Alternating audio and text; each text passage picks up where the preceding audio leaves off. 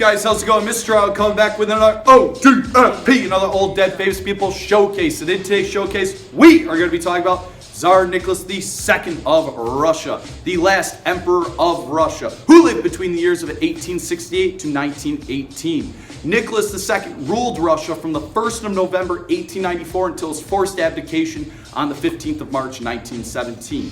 Keep in mind that his reign saw Imperial Russia go from being one of the foremost great powers of the world, guys, to a country that experienced a complete collapse. We're going to see political enemies nickname him Nicholas the Bloody because obviously some of his decisions led to death and violence. Now, Nicholas Romanov II was crowned Tsar of Russia in May of 1896. And unlike Kaiser Wilhelm II of Germany, Tsar Nicholas II was walking into a situation that was less than ideal. His father, the previous reigning Tsar, Tsar Alexander III, began to industrialize Russia. However, many of his reforms had fallen flat with the Russian people. Tsar Alexander utilized censorship, secret police, and executions to enforce his absolute power. And as a result of this rule, political and social problems increased.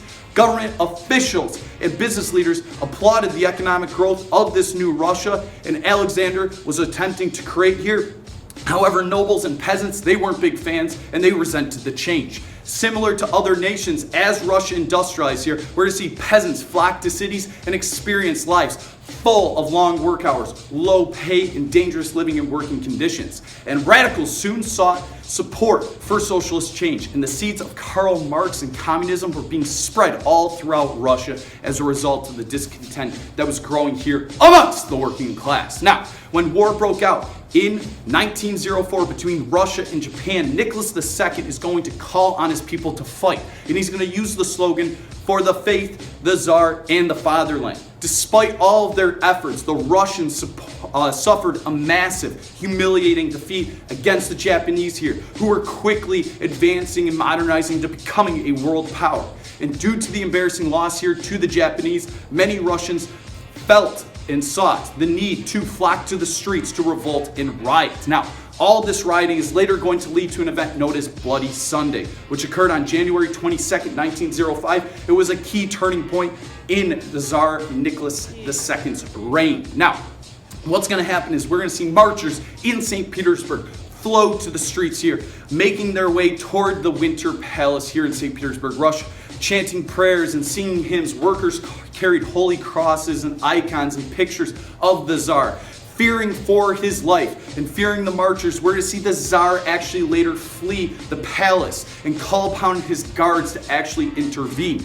However, everything is going to turn to chaos when those guards are going to shoot onto the innocent people. As a result, we're going to see hundreds of men and women fall dead and wounded into the snow here in St. Petersburg, Russia. And this is going to become an iconic moment in Tsar Nicholas's reign. Why, you may be asking? Because people in Russia began to lose trust and faith in him.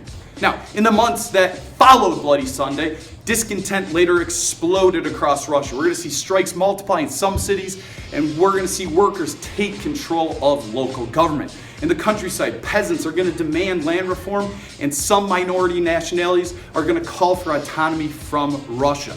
We're going to see terrorists target officials, and discontented Russians cheered some assassins as heroes. At last, clamor grew so great that Nicholas was forced to announce sweeping reforms. In fact, in October of 1905, we're going to see Tsar Nicholas II relinquish some of his absolute power here in Russia and cede that power to the National Legislative Parliament known as the Duma here in Russia, and therefore create a constitutional monarchy. He declared that no law would go into effect without approval by the Duma, and this occurred in October of 1905. However, the unfortunate, we're going to see this constitutional monarchy that's set up, guys, later fail because it was too conservative. There was little change seen here in Russia, and before the outbreak of World War I, guys, Russia actually went back to being an autocratic absolute state under Tsar Nicholas II. Now, despite the social and economic problems that were simmering here in Russia, we are going to see with the advent of World War I, it's actually going to lead to Russians feeling united under a nationalistic cause. Armies would later dash into battle here with great enthusiasm, but like the Russo-Japanese War, guys, World War I quickly strained Russian resources. Factories could not turn out enough supplies, guys. And we're going to see transportation systems breaking down. And as a result, many soldiers had no rifles and ammunition to fight with. Now, the Russian forces were badly equipped and poorly led, and they died in a staggering rate. In the year of 1950 alone, we're going to see over 2 million deaths and casualties. And as a result of this, Tsar Nicholas II is going to decide to take charge. He's going to leave and go to the front lines on the Eastern Front. And this decision turned out to be a disastrous blunder. And he was no more competent than his generals. Worse, he left the domestic affairs to his wife, the Tsarina Alexandra.